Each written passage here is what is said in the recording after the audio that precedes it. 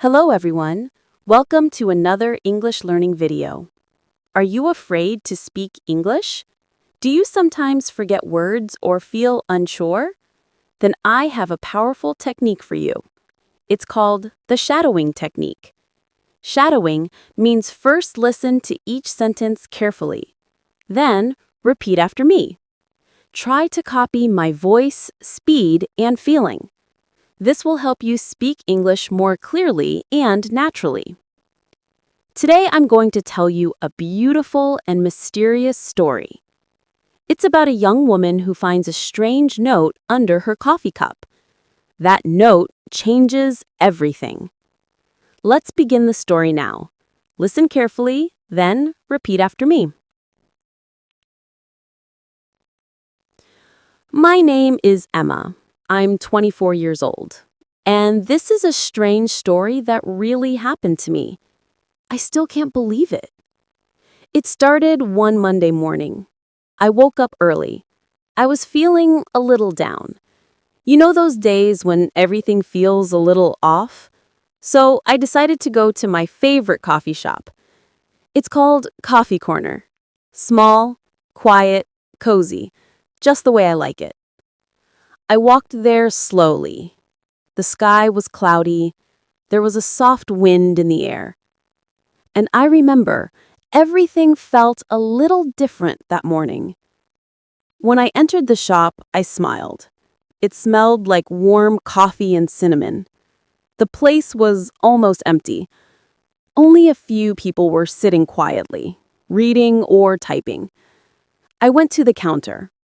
"Hi, Emma," the barista said. "Your usual?" I nodded. "A medium caramel latte, please."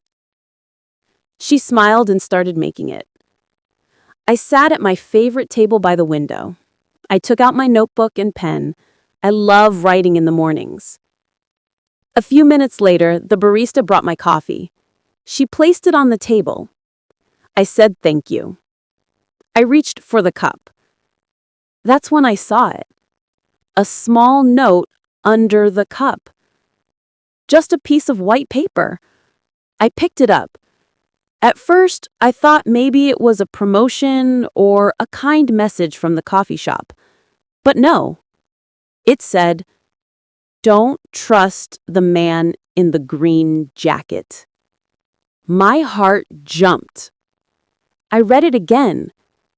"Don't trust the man in the green jacket." That's all. No name, no reason, nothing else. I looked around the cafe. Was this some kind of joke? Was someone watching me?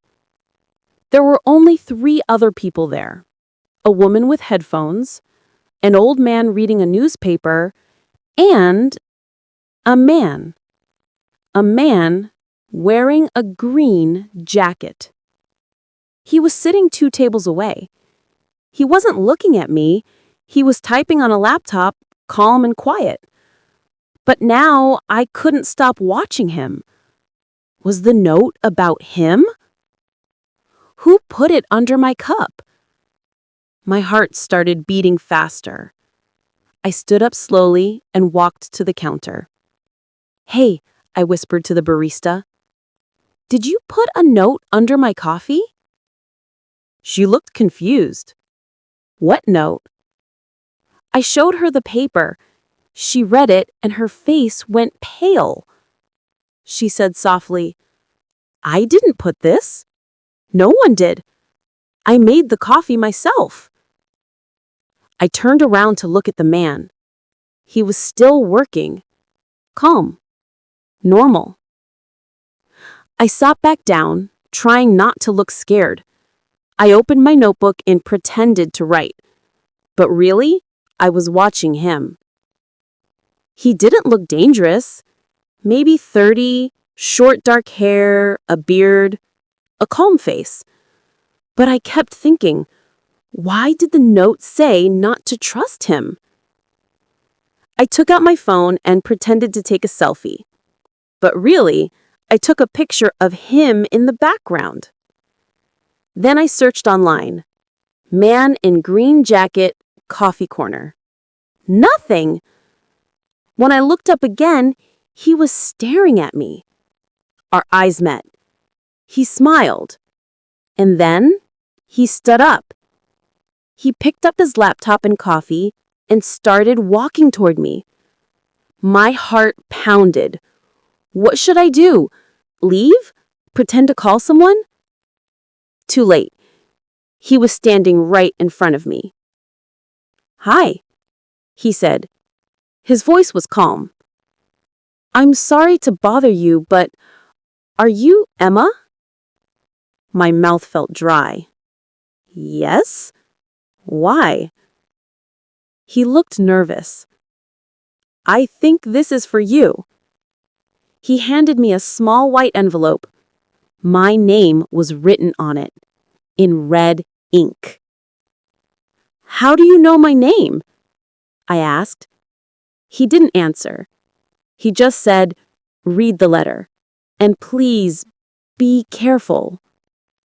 Then he turned and walked out of the cafe. I sat frozen. Everything around me felt heavy, like a dream. I opened the envelope slowly. Inside was another note. It said, "You don't know me yet, but I know what's coming. Don't go home today. He is watching you. A friend." My hands were shaking. I looked outside. The man in the green jacket was gone. Who was he? What was waiting for me at home? I didn't know what to do. So I called my best friend, Lena. "Hey, Emma, what's up?" she said cheerfully. I tried to sound calm, but my voice was shaking. "Lena, can you meet me right now at Coffee Corner?" "Right now? Is everything okay?" "I don't know," I whispered. "Please, just come." 20 minutes later, Lena ran in. She hugged me. "What happened?" I showed her the notes and told her everything. She looked serious. She said, "This is strange, but maybe it's just a joke." "No," I said. "He knew my name and my home." Lena bit her lip. "Okay, you're not going home tonight. Come stay with me." We left together, walking quickly. I kept looking behind us, but no one was there. Still, I felt watched.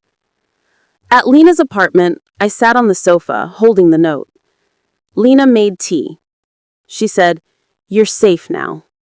But I wasn't sure. That night, around 10:30, Lena's phone rang. She looked at the screen. Unknown number. She answered. "Hello?" No reply, just silence. Then a soft whisper. "Emma, you made the right choice." Lena dropped the phone. My heart stopped. A few seconds later, a text came. "Tomorrow, 9 a.m., City Park, bench 14. Come alone." Lena grabbed my hand. "Don't go!" But I had to know. So the next morning, I went. It was quiet in the park. I found bench 14 under a big tree. 10 minutes later, I heard footsteps. It was the man in the green jacket. He sat beside me. "Thank you for coming," he said. "Who are you?" I asked. He smiled slightly. "My name doesn't matter, but I know something you need to hear." He took out a photo. A picture of me standing at a bookstore last week. My eyes widened. He said, "I've been watching you. But not to hurt you, to protect you." "From who?" I whispered. He leant closer. "From your neighbor." "My neighbor?" "Yes. The man in apartment 5B. Mr. Raj." I gasped. What about him? He showed me a newspaper article. It said, "Man wanted for identity theft and stalking." The photo? It was Mr. Raj. I couldn't breathe. He watched you, he said quietly. He had a key to your apartment. I saw him enter when you were away. I felt sick. How do you know? He looked down. Because I used to be like him, but now I help people who are being watched. He handed me a small USB drive. Everything is here. Proof, photos, police records. Give it to the police.